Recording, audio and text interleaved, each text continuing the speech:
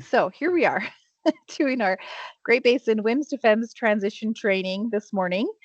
We're just going to go over some of the changes between WIMS and FEMS. WIMS is the old operational system delivering weather and fire danger data to FEMS, which is the new system. FEMS has been under development for the last 3 or 4 years. So shouldn't be news to any of you, hopefully. Jeremy's still saying he has no sound. Well, hopefully that gets fixed for Jeremy. All right, so again, we're going to go over the application, some of the data changes on the back end, and then we'll share some of our WIMS to FEMS transition products that have been prepared. The Great Basin Strategic Fire Planning Committee has sort of worked together to create this training to make sure you guys have what you need to help you through that transition from WIMS to FEMS, which is happening in the very short term in the next 2 to 4 weeks. So that's what we're covering here today. And then we'll talk a little bit about future plans as well. So I'm going to be starting the presentation, going over some of the training, and then we'll be sharing some other folks from that Great Basin Strategic Fire Planning Committee are going to be sharing some thoughts and tips as well. All right, here we go. I think we're good on the audio. All right, so FEMS stands for the Fire Environment Mapping System. This is the new mapping system for fire danger. Again, like I said, it's been a desired enhancement for a long time, and it's finally come to fruition. It doesn't have all the pieces that we want it to have. It definitely has not fulfilled its full potential yet. But as these things go, budget cuts and all that sort of stuff have delayed some of the additional pieces of development, but those are coming. This is still an application in development. Different pieces are going to be added as we move through the next years, really. So this is just the beginning. Okay. All right, what are the data sets included in FEMS? Really, you can kind of lump it into 3 different categories. We have the RAWS weather. Both the observations and the forecasts are going to be found in FEMS. And then the RAWS and FDRS observations and forecasts. And then our field sample data, which for the Great Basin mostly consists of live fuel and dead fuel samples. We don't have fuel loading in there yet. And there are some areas across the country that sample different things like soil moisture or duff moisture, things like that. But for the Great Basin, it's mostly live and dead fuel moistures at the moment. Okay, so let's start with the RAWS data. The weather data that's in here is definitely different than what's been found in WIMS. WIMS has just had the actual observations, just the hourly RAWS observations without any editing or changes in there. Users could manually go in and change some of those observations. If you remember, you were changing the R to the O, adding a state of the weather. There's a lot of old historical stuff we used to do. Over the last 5 to 10 years, we've kind of transitioned away from having to edit any of the observations. But there was some of that in WIMS. In FEMS, you're not going to be editing the observations. And in fact, the historical data has been edited by Desert Research Institute. So the observations are available from 2005 to 2022. This is the observation data set that has been gap filled to create a complete data set. So there are no data gaps from 2005 to 2022. There are still errors in the data. We didn't want to over massage the data.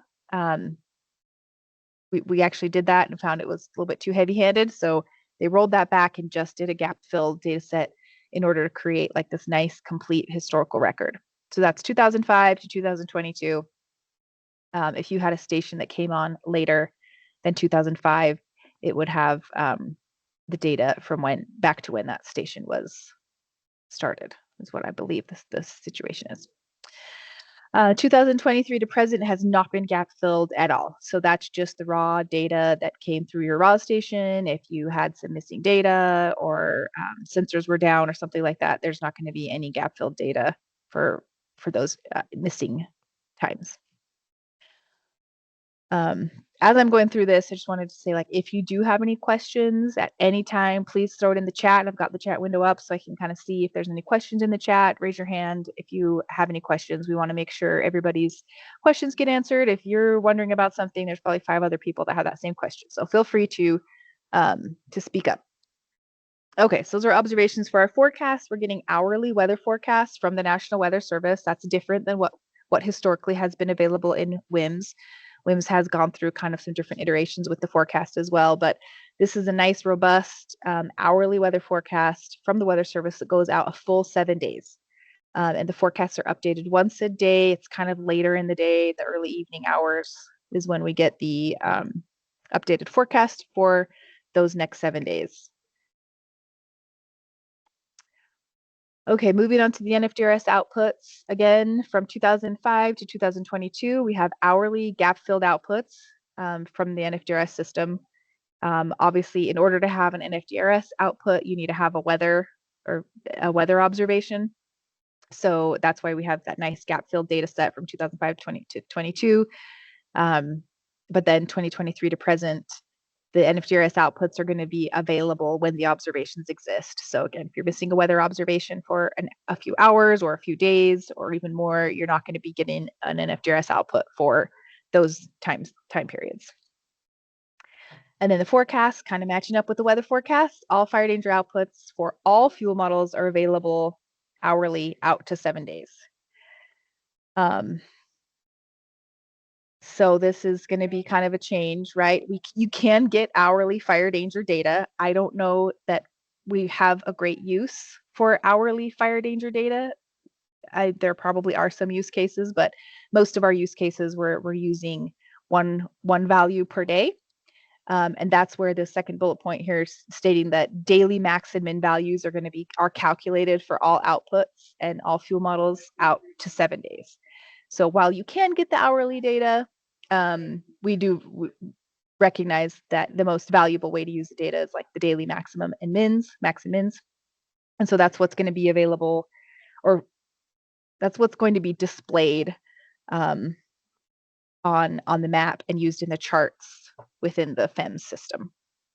But again, that also goes out the full 7 days, just like the weather forecast. And then the field sample data entry and display, many of you have already been using this, so I'm not going to really talk much about this, but that's just the third type of data that's available in FEMS is field samples. And for the most part, you guys are all great at getting your samples in. FEMS is the official repository for live and dead fuel moistures for the Great Basin, so it's really important that all the local units are getting the data in there because it does feed some other systems. And so we want to make sure we get this data in here. We recognize that it's not the most user-friendly way to access this data. The charts here are kind of, they're not what we're used to as far as nice charts showing the maximum and minimums and things like that. But again, it is the official repository, and we can take that data and create different charts and things, and that more of those types of tools are going to be coming available in the future. All right, I want to pivot real fast and look at FEMS itself. Oh, Gina's got her hand up. What you got, Gina? Just a quick question on that last image. I've noticed when going into FEMS, sometimes it shows like the on the field sample, it shows the most, like when you hover over it, it shows the most recent date of observation. And when I click on it, sometimes those don't match up. Like sometimes it'll say August 5th, but the most recent observation is back in mid-July. I'm just wondering if anybody else has noticed that, or if that's like a bug, or if I'm interpreting it wrong. And I can't think of one specific off the top of my head. This was just yesterday. I can't think of one station at this moment, but it would have been in Nevada, most likely. Yeah, I know they have had some issues with the field sample module or data set in the last 6 to 8 weeks, but I'm pretty sure they fixed all of those. I believe was the update they gave yesterday. So if there is a new bug that you're noticing, I would suggest, like, if you can remember or in the moment, take a screen capture to show the difference, because they'll need that detail, and then we'll send it back in.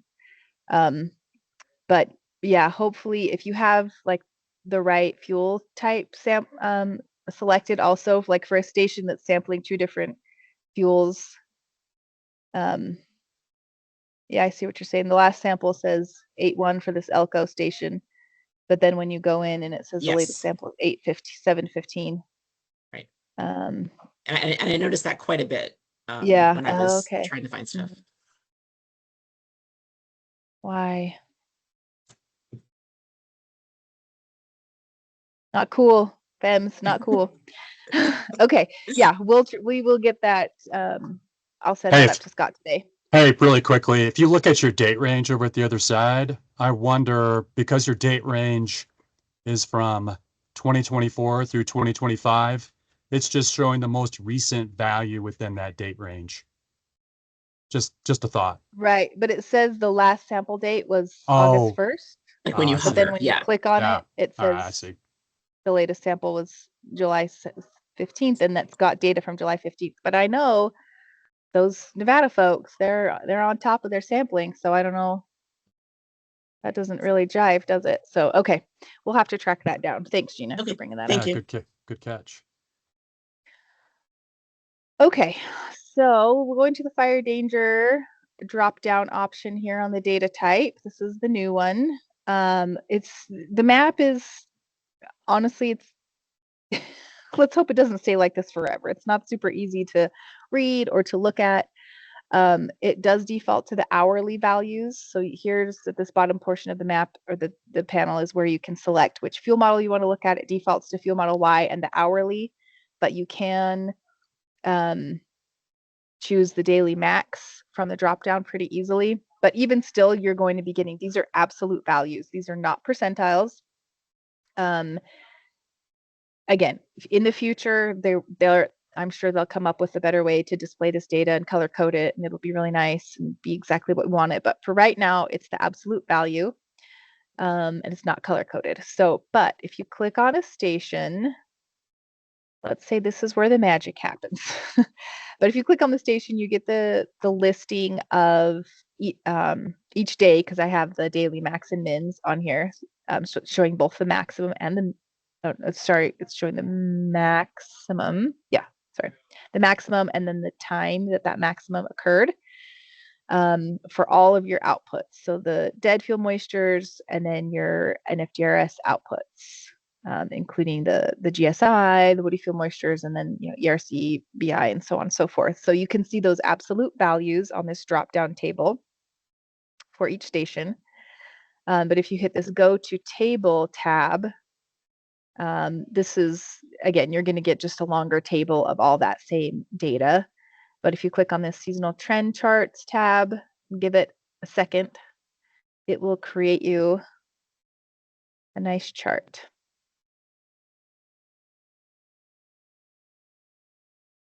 There we go. Oh, beautiful. Look at that drop in ERCs. We're all waiting for that, aren't we? So it does this nice chart for you, which is, in my opinion, like the most useful part of the NFDRS rollout here. So it shows you the black line is the observations year to date, and the red line's the maximum, green is average. We've got the 90th and 97th percentile lines here across the top, and then the 7-day forecast in the dashed lines. So that's your quick and easy sort of seasonal trend chart. This is only available station by station. There is no way to create SIGs in FEMS right now. So you do have to go through kind of station by station. And then if you want to look at a different station, you got to go back out to the map, zoom back in, find your next station, and click on it. So it is a bit laborious when you're talking about gathering data for a whole dispatch area, to go station by station and get the data or look at the charts. But we have some tips for you to help with that process. But if you're just using the map, yeah, it is a little bit laborious. But the charts are quick and easy and updated, and they're pretty slick there. The download option is still there. You can download any of the different data types, including the metadata. So you're getting weather, field sample, or fire danger data, including the weather forecast. So you can download all that as well. I don't want to take too much more time on showing the application. I mainly just wanted to show the new fire danger stuff on there. So unless there's any questions on that, we'll move on. I don't see any. So go back to my little PowerPoint here. Okay, so WIMS, rest in peace, WIMS. WIMS has been a workhorse for the last 40 years, and it's just so exciting that we're finally getting new technology to help us move into the future for fire danger. All right, here's the timeline for end of WIMS, end of life WIMS. Hopefully these dates aren't a huge shock to you, but here they are. September 1st, no new users will access requests will be permitted. So if you have someone in your office that really needs to be able to use WIMS for the month of September, they need a request their access before the 1st. On September 15th, user access to WIMS, the application, will be turned off. So you will not be able to log into WIMS anymore as of September 15th. We are shooting for September 15th to be the day that everybody in the Great Basin transitions from WIMS to FEMS. That's kind of our official transition date is going to be, I don't know, the 15th or the 16th, right in there. If you still want to use it on the 15th and can access it. But then starting the 16th, we want you to use some of these other tools that come from FEMS that we're going to be showing you. So you're not going to be able to log into WIMS anymore after the 15th. And then as of the 30th, WIMS will be fully shut down and will no longer be providing an FDRS information. And FEMS will become the authoritative database or data set. So there's WIMS creates an XML data feed that you can still access from the back end between September 15th and September 30th, but that will finally be shut down on the 30th. But I know a lot of our local units don't use that XML feed or are still using data from the actual online application, logging in and getting the data that way. So that's all going to be shut down on the 15th. So that's why we're transitioning on September 15th to using data out of FEMS. All right, let's talk quickly about outputs. You know, I don't want to belabor this. There are resources available if any of you have more questions about the differences between the output or differences in the outputs between FEMS and WIMS. There are some differences, but I don't really want to spend a lot of time focusing on the past. We just need to FEMS is where we're headed. So looking towards the future, you know, not spending a lot of time on, you know, what's different. But anyway, with all that being said, they are different. And those outputs that you're getting from FEMS will not work for the FDOP that you created using old methods, let's say. So there are different calculations that are used in the historical Fire Family Plus analysis that many of you did at the different workshops. Those calculations are going to be different than what's used in FEMS. So that's one reason we can't use the outputs from FEMS with the thresholds that were determined using old methods. Station settings are also different. I'll cover that in a second. But right now, FEMS has locked down some of the station settings, and those are most likely going to be different than what you had in that station catalog for that old analysis for your FDOP as well. So that's another reason they're going to be different. And then there's also the different reference times for the seasonal charts. Like I mentioned, FEMS displays daily max and min ERCs rather than the 1300 OBS, and all of your historical FDOP thresholds were calculated using that 1300 OB. And then FEMS also uses January through December to calculate percentiles rather than the local fire season, which a lot of units used for their FDOP. So you can access the 1300 OB out of FEMS. It's available just like every other hour is available.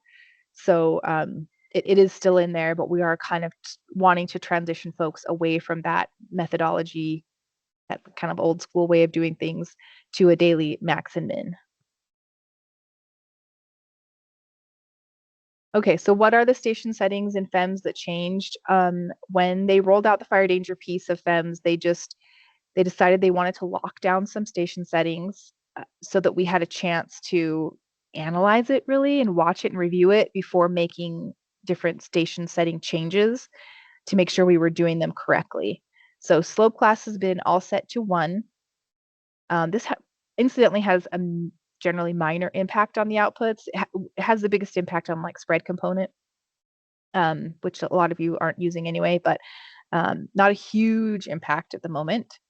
GSI has been locked down as well for every station has the same GSI settings. I don't know that a lot of you have gone in and adjusted the GSI settings. Maybe some areas have, but for the most part, I don't know that many of you have done that. So that may or may not be a big impact for your local unit, but it doesn't matter anyway, because we're going to be using fuel model Y for the Great Basin for the time being. And GSI only impacts fuel models that have live fuels in them, and fuel model Y is only dead fuels. So it's a bit of a moot point, even though it does have a major impact. The other thing is your herbaceous fuels are all set to perennial. Many of our raw stations historically have had the herbaceous fuels set to annual. And so that also is a major impact. But again, it's only for the fuel models that include live fuel moistures, like especially the grass and the shrub models, and we're not using those right now. So moot point again. And then the last one is the drought fuel edition. This one is a bit of a major impact. It's probably the reason you'd see the most difference between outputs from FEMS and WIMS at the moment. And this has to do with the fact that the KBDI is set to 100 for all stations, so it doesn't allow fuel load to transfer during extended periods of drought. I'm not going to go into a lot of detail on that one. We do have more information for those of you who are curious about or who have more questions about that issue. Okay, so that's all I have to cover on the FEMS data and the FEMS system. Are there any questions before we go on? Hopefully none of these changes are too earth-shattering or shocking, because we kind of have been talking about them for the last little while. Okay, the FEMS release schedules. What the FEMS team is desirous right now is to hold a stable system. So they're not going to be making a bunch of changes through the winter months. They do have a couple releases scheduled, but that they're not necessarily changing, the main pieces of the fire danger out module. So we all want the stable known environment, and then over the winter, FEMS admin folks can make changes to GSI and the snow flag. So those are some of the biggest requests from users, is that they want to make some tweaks to the GSI locally and to the snow flag. Some areas feel that the snow flag is automated. It's remotely sensed and it's automated.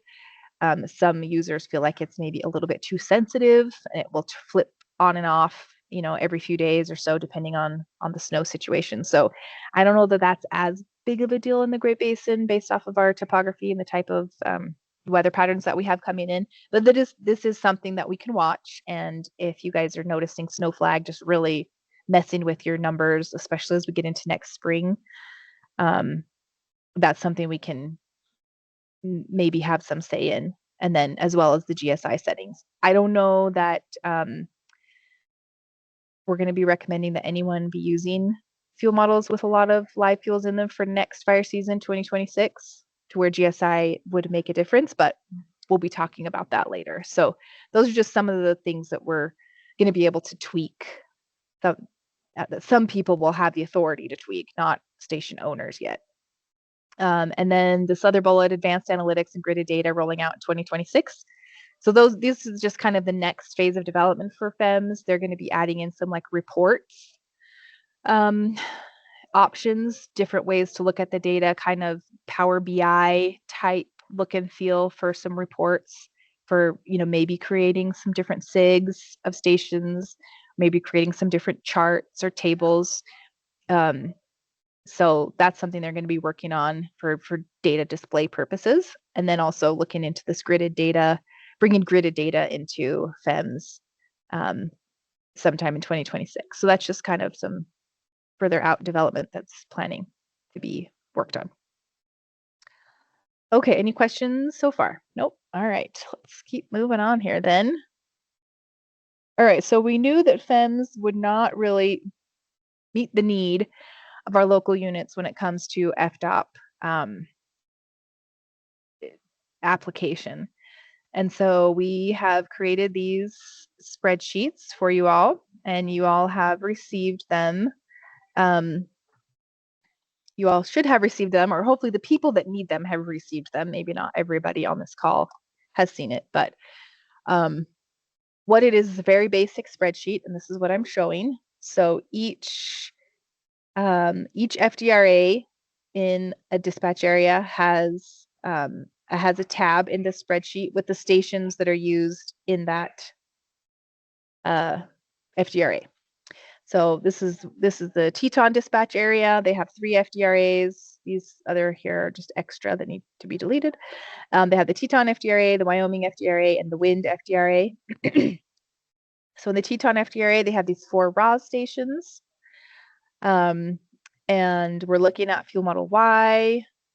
The start date of the percentile is January through December. You can edit this, and it will change the dates that are used to calculate the percentiles.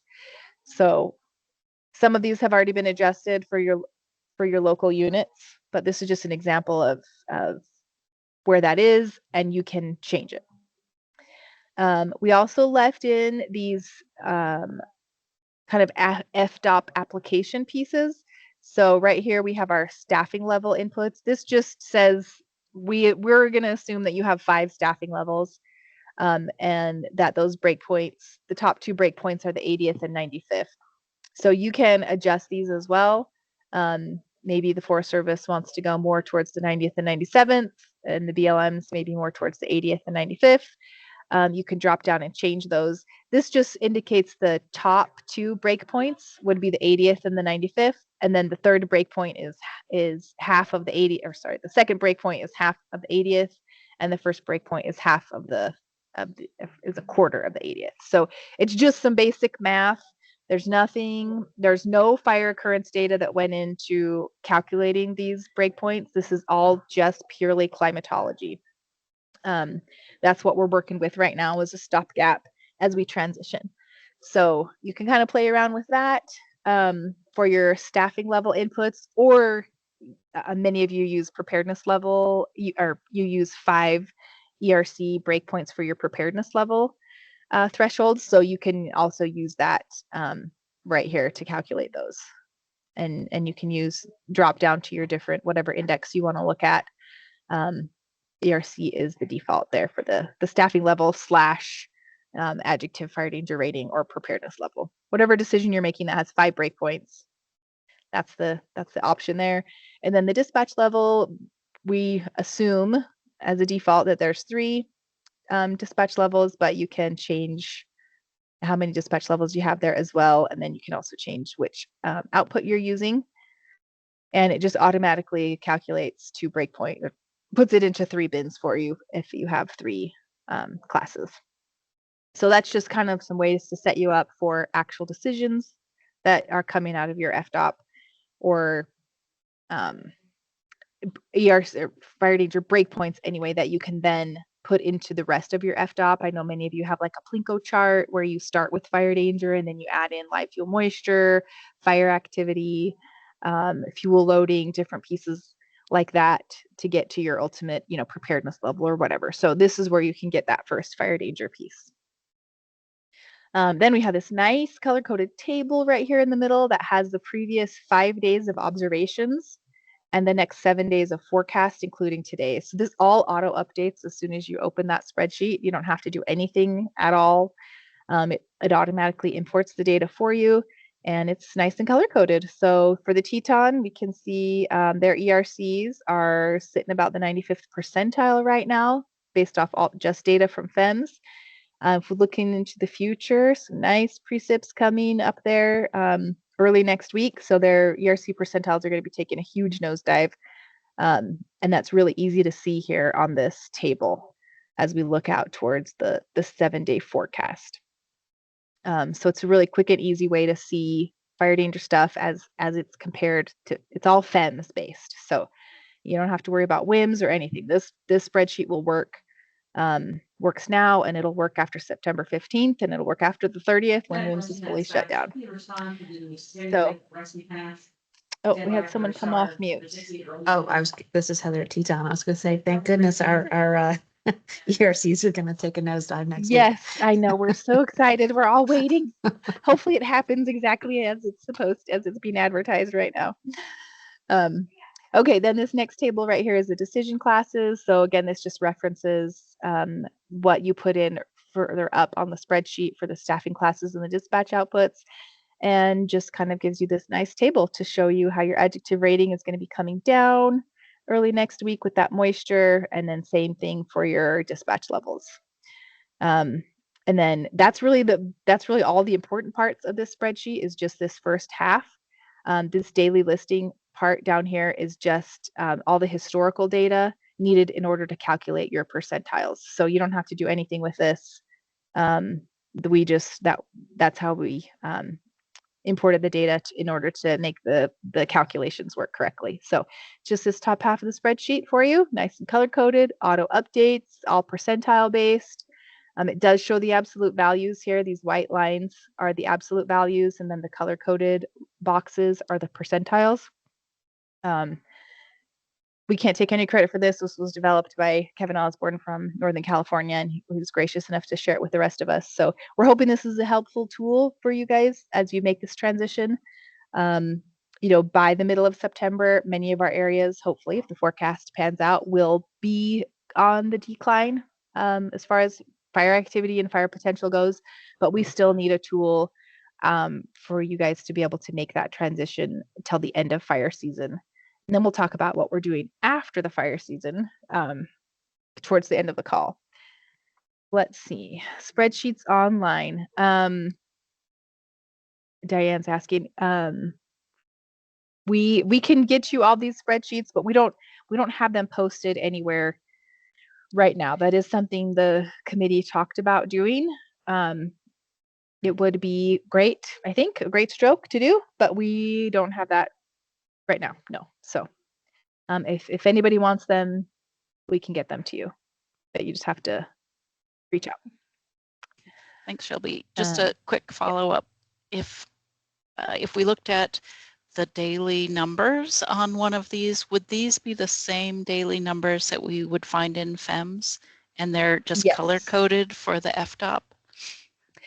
Yes. So Okay. FEMS does not allow you to create a SIG grouping of stations. Okay. So this is average. It's averaging for those 4 stations. Yeah. But it's the exact same data coming out of FEMS. Yep. Great. Okay. Any other questions on this spreadsheet?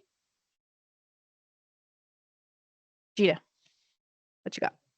So, so the KBDI is listed here with the percentiles, but did you say that that was not included in the FEMS fuel models except for, or in the, so I guess I'm confused is if KBDI is part of this or not, or if this is just because it's Y? KBDI is being calculated, but it's not contributing to the ERC, if that makes sense. So KBDI is, this is the way I understand it. If anyone understands it differently or more correctly, please correct me. But KBDI is being calculated on its own according to its own set of inputs. But the ERC calculation is not using the KBDI as it's being calculated. The KBDI input to ERC is being set to 100 for all stations. Okay, so same with the herbaceous and woody field moisture. I mean, obviously this is for Y, so it's not using that anyway, but this is just, it is obviously still being calculated, but then it's still not reflected in the ERC at all. If someone were to change the fuel model with this spreadsheet, it still would not be reflected. Is that correct? Right. Yeah. If you Okay. change the fuel model, let's just watch, see what happens for fun. We'll change it to a grass model. Actually, I don't know if I can do that. I can't. I just imported data for the timber model. But yes, the woody and herbaceous fuel moistures are independent of fuel model, so they wouldn't change regardless of which fuel model we had. Same with the KBDI, it's independent of fuel model. So it's just kind of one of those intermediate values that just calculates on its own and can be used to calculate ERC, or it is used in the calculation of ERC, but it's just being fixed at 100. Now the woody and the the woody and the herbaceous are not being fixed. They're not being, held steady. But we're using fuel model Y right now, so it doesn't really matter. None of those really matter. But we left them on here just so you could watch them and track them if anybody was interested. Okay, I just wanted to make sure that this wasn't like an improved version, that if you did like download and change the fuel model to X, I do know that some people are using X in their FDOPs, even though we're supposed to use Y right now, but they say, I just want to look at X anyway. Those things would still not be incorporated in ERCs and everything else. It would just be showing the raw data there that's being calculated, but it would not be applied. Still Correct. similar. Okay, just making sure. Well, no, I should say, if you were to download the data for fuel model X and you wanted to look on it here, fuel model X does use the woody and the herbaceous fuels, and so it would be using it to calculate that. The model is running using the herbaceous and woody fuel moistures for those outputs. We're just not using them because we're just not sure they're correct. Okay. Based off the GSI settings. So they are running. You can totally look at them. You can compare them. I mean, if you're using X for your FDOP and you want to just see how it's performing, absolutely, you can download this spreadsheet and recreate it with that X fuel model data. In fact, we would probably encourage you to do that just so that we can provide feedback. But we don't want you to be using it right now for your FDOP decisions because it's not necessarily validated enough for us to like trust it for operational decisions. But it is still running and you can still access it. Yeah. Perfect. Great question. Thanks. I'm sure other people had that question too. So thanks for asking. All right. Any other questions on this spreadsheet? Okay, great. We're going to pivot to Mark now to show us another way to use some outputs from FEMS. If you don't, I mean, we just want to show you the tools that are available out there so that you guys can each make the decision as to what is the best tool for you and your local management team. So this is one option, the spreadsheet. And then Mark's going to kind of show another way to get at some decision thresholds as well. So the example that I'm going to go over, Shelby, actually will still use this spreadsheet just because I think it's an easy way to pull those values. It's just going to be an optional strategy for the centers to use if they so desire. So your intel officers, fire planners can bring this forth to the FMO group and they can decide how they want to proceed, or if they just want to use those climatological breakpoints like you showed in the spreadsheet, or if they actually want to go through and create this translational table that's right here on this transition materials for FEMS. If you guys need that link, or you can just Google FEMS transition materials fire danger and it should pop right up and you can go down there. But the spreadsheets, the instructions, all this stuff is right here on this page. So again, what I'm going to do, this again is an optional strategy for you guys. If you so desire to use, you should, you should bring this up to your FMO group, make sure everybody's okay with what you're doing. If you have been participating in the FEMS office hours, this is the exact same example that Scott Len's gone over probably for the last few weeks. And I'll go over it here really briefly. And then I'll show you what it looks like when it's applied to an actual FDOT plan here in Utah. So the first step that you would do is collect those, or, assemble all of your absolute values for the absolute values for your breakpoints. So those breakpoints are the dispatch response levels, or if it's for a restriction plan, whatever subordinate plan you have, you would get a list of all of those different values and put them into a kind of a chart or a spreadsheet. Then what you would do, and there's two options here. You might already have a percentile table that was put together during the FDOT process. If you don't have that, then what you're going to need is the original database from that FDOT plan. You'll need to get into Fire Family Plus. Using those SIGs that you've created for those FDRAs, you'll run a climatological or you'll run a climatology report. You can use either a stats graph or a stats table if you want to be just a little bit more precise for those values. So for this here, you can see this is a chart from the Casper field office, and they're going to go through an example here for the preparedness levels. So pay attention to the 41 there and the 50 for the two highest levels, preparedness level 4 and 5. So they used their database, the original database from the FDOT plan. And so here's the top level here. The value was 50 and their percentile was 90, was the 91st. So yes, we see that it says 91%, but it's actually the 91st percentile. So don't worry about that. And then for the next value here, the 41, same sort of thing here. You can click over on the chart and it will pull up what that value is for the percentiles. So this one was the 71st percentile. And you'll just repeat that same process for each of your breakpoint values. Most of the FDOPs here in Utah use fire business rules, but if you can also just do this for climatological breakpoints if you so desire. So here's what those look like once you've done it for that East FDRA for the Casper field office. So great. Now you have the absolute values. You have for WIMS, you have the percentiles. Now what we're going to do is we're going to find the equivalent, using that percentile, we're going to find the equivalent value in FEMS. So what you would do is you would put together a FEMS database using the appropriate default database that's on the transition website there. Create all those different SIGs for all of your FDRAs. Here you can see what they've done to find those two upper breakpoints. They're running this for ERC. They put in the 91st and 71st percentiles for those climatological breakpoints there, or critical percentiles. Then they ran just a stats graph here, although you could run, again, a stats table.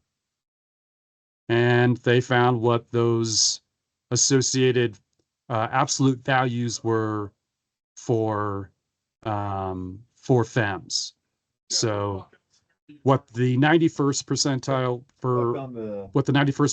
was in FEMS was 47. So very similar to what it was in WIMS. And then for the 71st percentile, it was 41 in WIMS. It's 39 in FEMS. So you're basically translating from WIMS to FEMS, just using the same percentiles. And what's this podcast? So that's sort of how the process works. In a brief overview, and let me just sort of show you what this would look like once you've actually done it for an FDOT plan. So this is for the Richfield field office, or Richfield Interagency Fire Center. Madeline Shintop's already completed this. It's out for review from the other fire planners right now. So you can see here at the top, this is for dispatch level or response level. There's 3 different levels for that. We'll just go over the West Desert one here. It uses BI. You can see there's 2 breakpoints, or two breakpoint values, 32 and 44. 32 correlates to the 36th percentile. 44 correlates to the 86th percentile.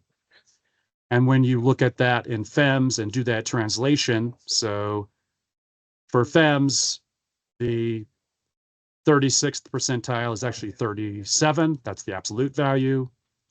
And for the 86th percentile in FEMS, that value is 48. So the absolute values of those breakpoints for both WIMS and FEMS were actually pretty similar, at least for these two values. So I just wanted to show you that example. And Madeline did a pretty good job when she did this analysis, just sort of, pulling up the period of record, which years were used, what the fire season was, what fuel models she was using, and then just showing, that WIMS uses that 1300 OBS, whereas FEMS uses the average daily extremes, whether that's the high or for like ERC or BI, or whether it's the low for fuel moistures. And then what she did was she kind of made this amendment, attachment, appendix. I'm not sure what she would have called that, but she's got this Word document here with all those values put into here. So the centers have this available as a reference document, which I think is pretty slick. She's a perennial overachiever, but great example of one of the strategies that your centers could choose to do. So any questions on that example from anybody?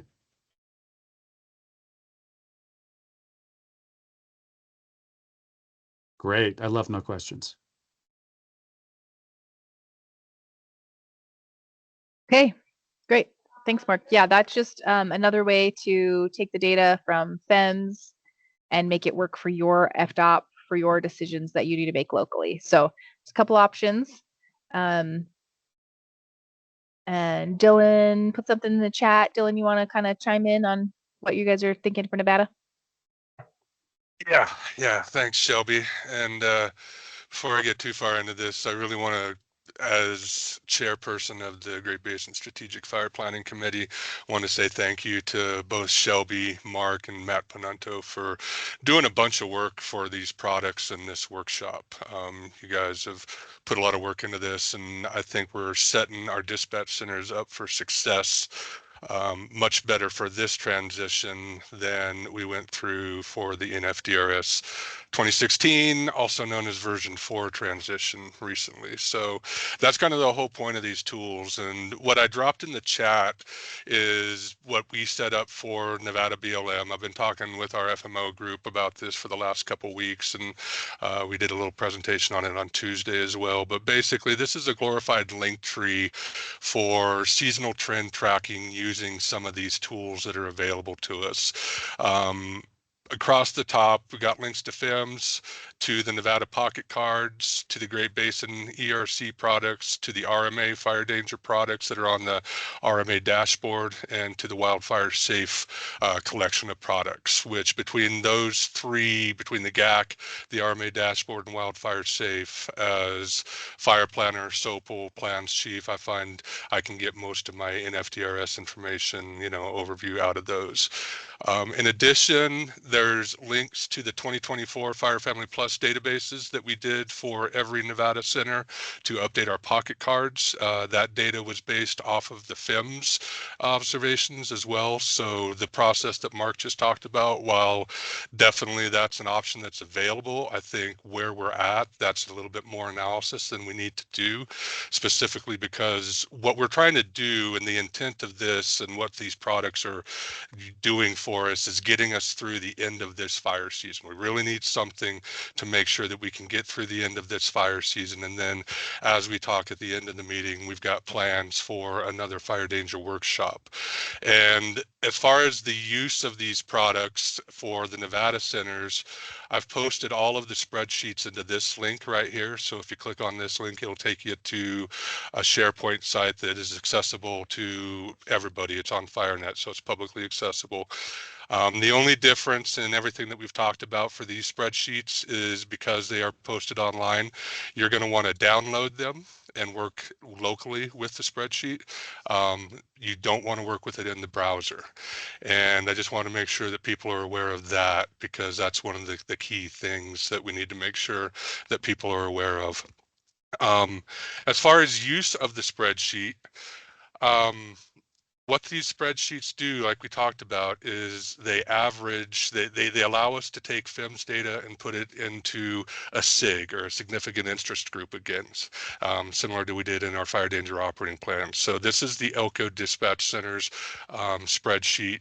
Each FDRA is represented by one of these tabs. So you can see this is the West Zone FDRA, this is the North Zone FDRA, this is the South Zone FDRA.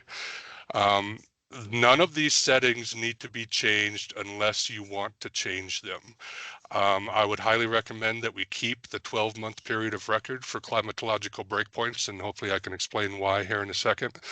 And for the ERC breakpoints, by policy, BLM uses the 80th and 95th percentile breakpoints when you're looking at climatological record.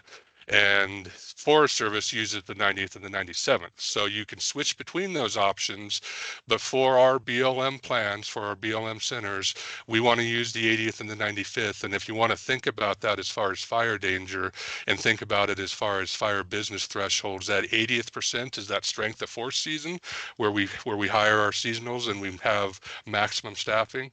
That 95th percentile is the severity type conditions that we're in August and July and so forth. So when you think about it that way, those breakpoints make a lot more sense. And if we use a 12-month climatological period of record and just base our fire indices off of those breakpoints, this data correlates pretty well with what we're used to. And you can use these spreadsheets in one of two options. You can either use the spreadsheet to calculate the values and take the values as calculated. So in this case, you know, we're looking at the values here for 821, staffing level of 4, dispatch level of high, objective fire danger rating very high.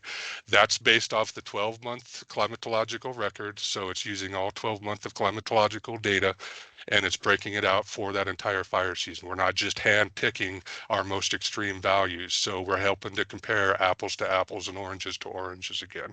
So I think that's important to look at. But as a dispatch center, you can either use these values based off of their calculation, you can use them for each FDRA, or if you want to take the ERC values, which would be this column right here, excuse me, if you want to take the ERC values and plug those into your existing daily worksheets, you could also do that as well. So, excuse me real quick here, let me pull up. I have a hard time navigating on my tabs sometimes. So here's an example of ELCO Dispatch's fire danger operating plan, current fire danger operating plan daily worksheet. And this is the workload that dispatch does daily based off of an FDRS. And again, if you wanted to continue to use this process, in my looks, I've seen the data correlates fine enough where if you were to plug in those ERC values into your existing worksheets and processes, they're going to correlate pretty well. And you could use that process as well if you wanted to. But again, you can use either the standalone values from the spreadsheet, or you can plug the indice absolute value into your existing worksheets and work through that way. And that's the decision that our FMOs and our dispatch center managers are going to have to make by September 15th, is from September 15th until the end of fire season, how are we going to calculate and communicate fire danger? And it's more than just the dispatch level. The dispatch level, you know, that's always a tricky one, especially in our field type, going from high to moderate and moderate to high. That's always a tricky jump. But this is a way that we can continue to provide the best communication of fire danger to not only our firefighters, but our public. And I think this is a couple different ways that you can use this spreadsheet. If you wanted to do the full Fire Family Plus analysis, similar to what Mark was talking about, that's certainly an option. There's details in that in the BLMIB.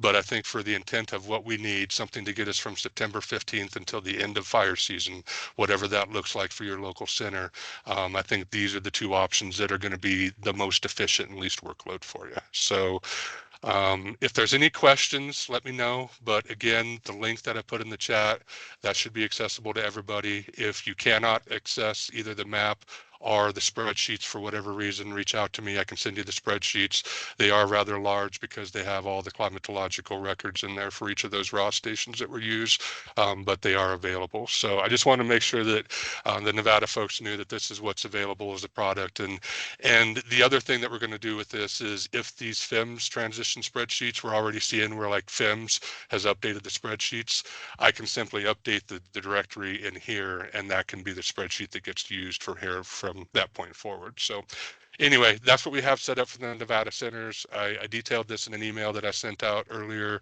last week. And if there's any further questions, please feel free to reach out to me. Thanks, Shelby.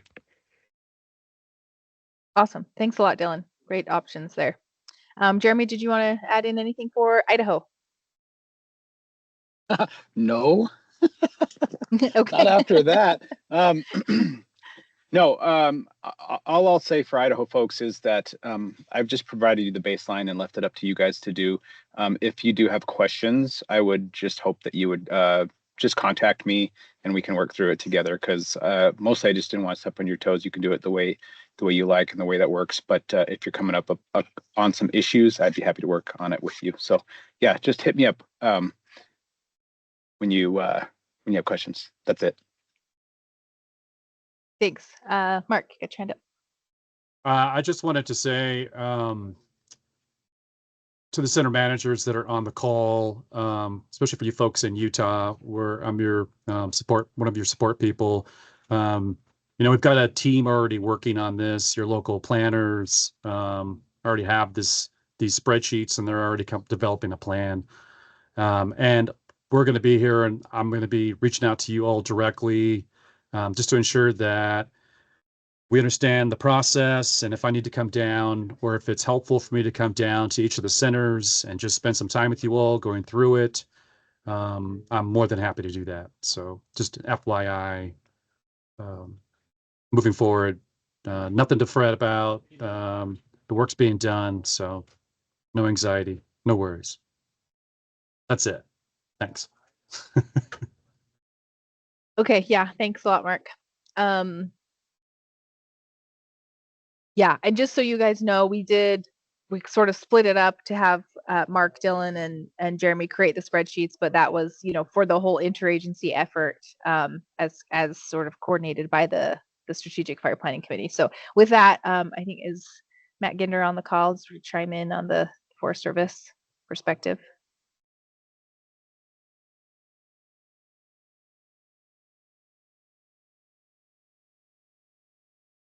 I don't know if I see him on there.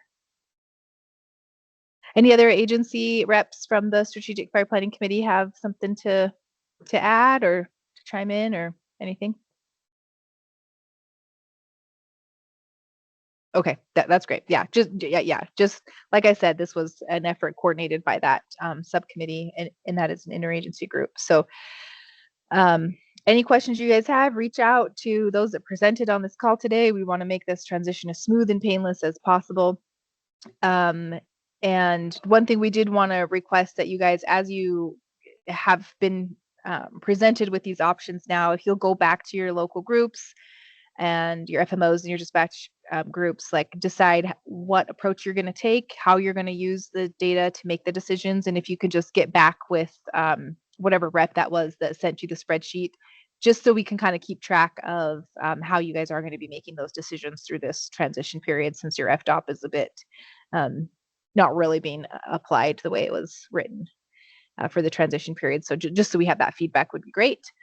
And then just quickly for the next steps here, what our plan is for this winter, we are planning on holding a workshop of some sort this winter for the whole Great Basin to take another look at the FDOPs and actually go through and do another analysis of the threshold data with the data coming out of FEMS.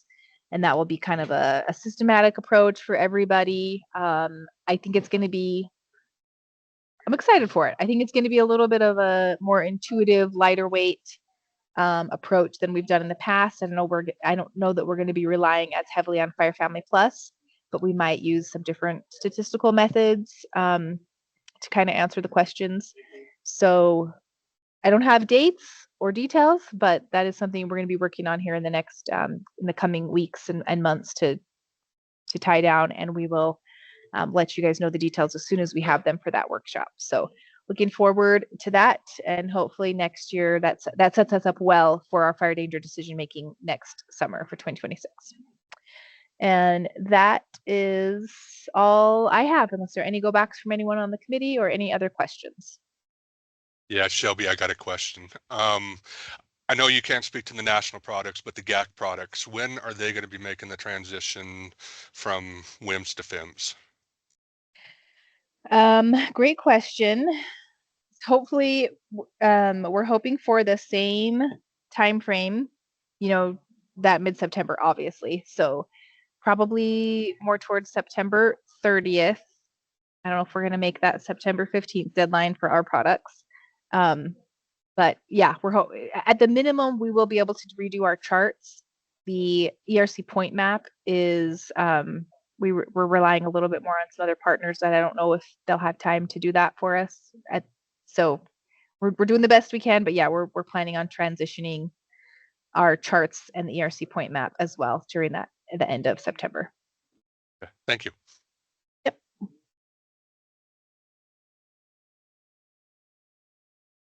Okay, anything else? All right, and I think Dylan did record the briefing. So Diane, yeah, we can get you those details. Yeah, All right, thanks everybody. I'll post it to stream and put the link in the chat for everybody so anybody can access it. Thanks, Dylan. Yep. Okay, well, we'll be in touch going forward, and good luck with everything. And yeah, feel free to reach out to any of us if you have any troubles along the way. So thanks and good luck. We'll talk to you guys soon.